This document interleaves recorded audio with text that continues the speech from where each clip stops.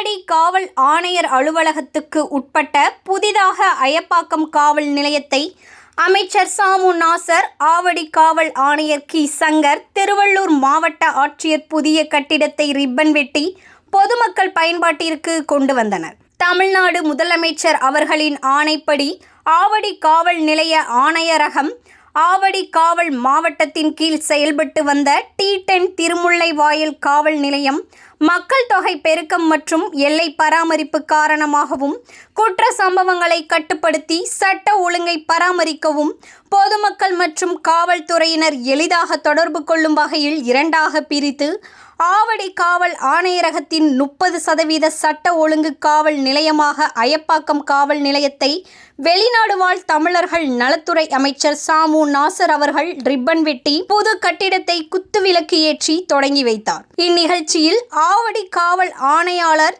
திரு கி. சங்கர் ஈகாப்பா அவர்கள், கூடுதல் ஆணையாளர் திருமதி பவானீஸ்வரி ஈகாப்பா அவர்கள், திருவள்ளூர் மாவட்ட ஆட்சியர் திரு எம். பிரதாப் ஈகாப்பா அவர்கள், மதுரவாயில் சட்டமன்ற உறுப்பினர் திரு கே. கணபதி அவர்கள், காவல் துணை ஆணையாளர் தலைமையிடம் திரு மகேஸ்வரன் ஈகாப்பா அவர்கள், ஆவடி காவல் மாவட்ட காவல் துணை ஆணையாளர் திரு பெரஸ்கான் அப்துல்லா ஈகாப்பா அவர்கள், போக்குவரத்து காவல் துணை ஆணையாளர் திரு சங்கு அவர்கள் உள்ளிட்டோர் பலரும் கலந்து கொண்டார்கள். புதிதாக துவங்கப்பட்டுள்ள அயப்பாக்கம் காவல் நிலையம் அயப்பாக்கம் TNHB காலனி, ஜோதி நகர், விவேகானந்தா நகர், அண்ணா நகர், எழில் நகர், அபர்ணா நகர், தேவி நகர், அம்பிகை நகர், அயப்பாக்கம் ஏரி, அம்பத்தூர் ஏரி ஆகிய பகுதிகளை உள்ளடக்கிய எல்லை பரப்பை கொண்டு உருவாக்கப்பட்டுள்ளது. அயப்பாக்கம் காவல் நிலையம் காவல் ஆய்வாளர் தலைமையில் 2 உதவி ஆய்வாளர்கள், 2 தலைமை காவலர்கள், 9 முதல்நிலை காவலர்கள் மற்றும் 17 இரண்டாம் நிலை காவலர்கள் என